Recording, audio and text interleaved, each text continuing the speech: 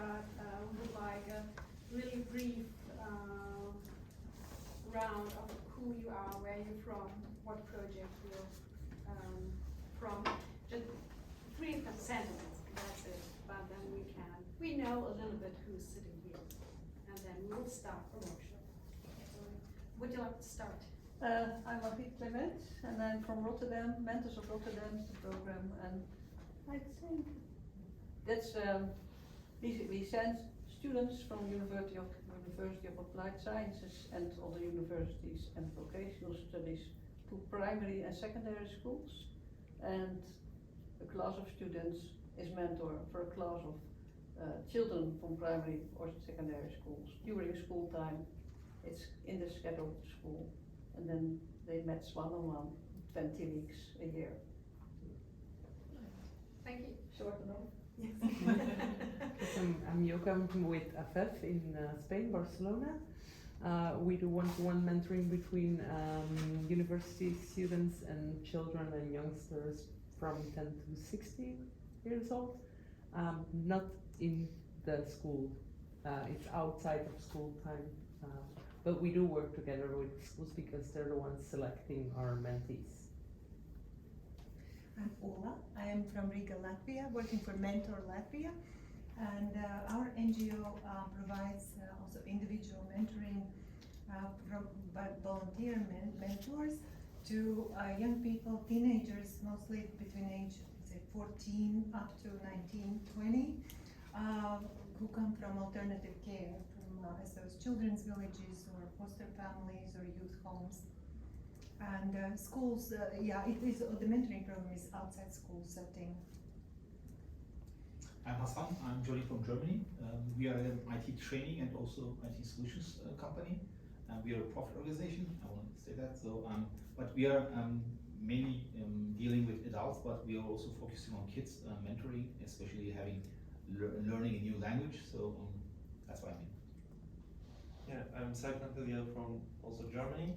I've been working on a project for the youth mentoring. We are trying to develop a program for the youth between the ages 13 and 19, a skill-based mentoring program based on gamification. Yeah. Thank you. My name is Ina. I'm from Austria, Vienna, and I work for an NGO, Big Brothers Big Sisters Austria, who has a mentoring program for children, teenagers, and parents and family. My name is Corinna. I'm also from Germany, and I work for a project where we have a 6 months program against youth unemployment, and the people attending are guided by a mentor throughout the program. Thank you very much.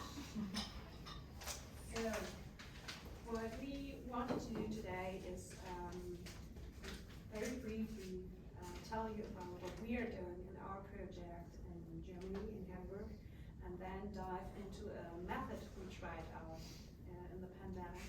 And hopefully after that you can go home in your own projects, in your own teams, and try out this method, and maybe, hopefully, it helps you as well as help us. As I said, we are a team from Germany, from Hamburg. Our project called School Mentors, Hand in Hand for Strong Schools. It's located just in Hamburg, not in other parts of Germany. It's a cooperation project. I am from the Ministry of School and Vocational Education in Hamburg, and my colleague here is from an agency called KWB. Yeah. Maybe I can do this Yes. for myself. My name is Michelle Bolte. I'm from the KWB, and I'm an instructor for pupils in primary and secondary schools, and teaching them on how to be mentors or how to become a mentor. And Hannah is going to explain our project in the further slides, where you're gonna understand my role better.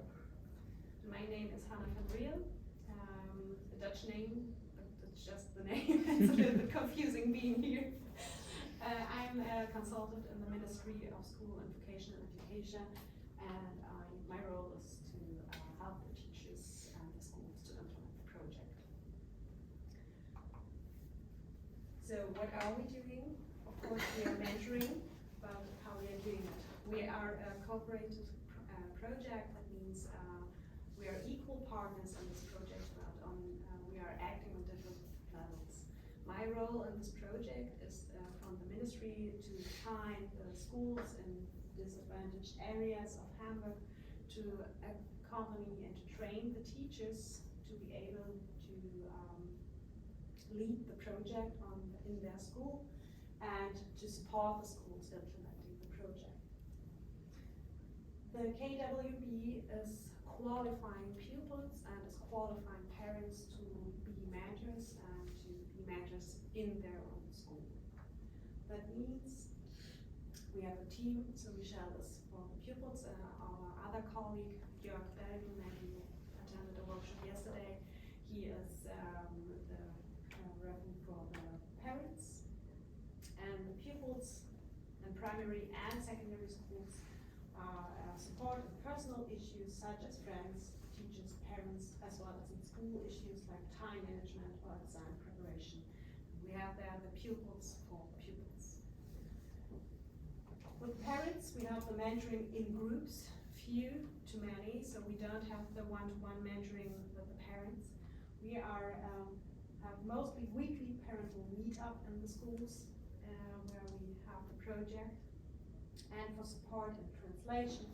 Official school letters, understanding the German school system. What does it mean that my child is going here to school? What are the differences between the schools, and which possibilities do my child have? And what is my role as a mother or father? And how can I help my child in this educational process? Helping out to find solutions in conflicts with their children, or doing fun things like trips to explore the city and more. This is something the parents do in a lot of schools, that they exploring the city with other parents together to get to know their own city.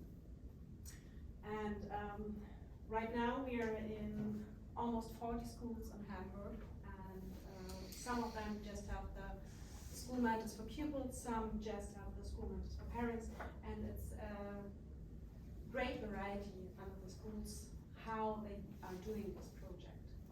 Each school has at least one teacher who's coordinating the project in the school, and each school has a different goal, what they want to achieve with this project. And we from the ministry are in the background to help them achieve the goal, and the KWB is there to qualify the parents and the pupils, to help them to act as mentors.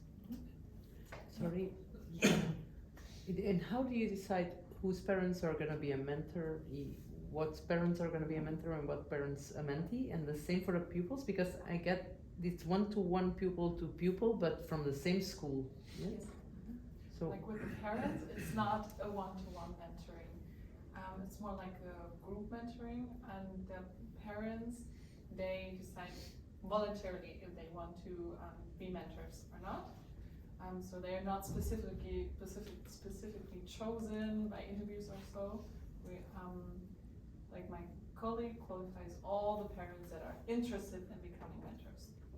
So, and then usually they establish like these meetups, a weekly cafe for all these issues. So the parents are not, in that sense, mentees. mm-hmm. Everybody can come to this parental meetup every week, every month, once in a year. Like, it depends on what you need. And parental mentors, usually they do this meetup weekly, so that other parents have the chance to attend this cafe. So this is how it works with parents. Is this, do you need more explanation? No, It's fine? Okay.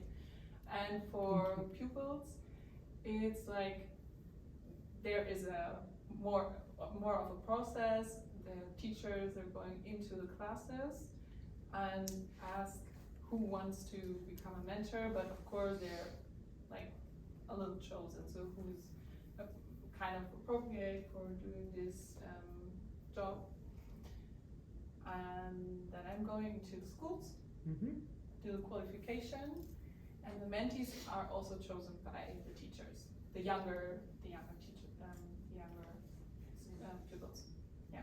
are chosen Okay, by so the you teachers.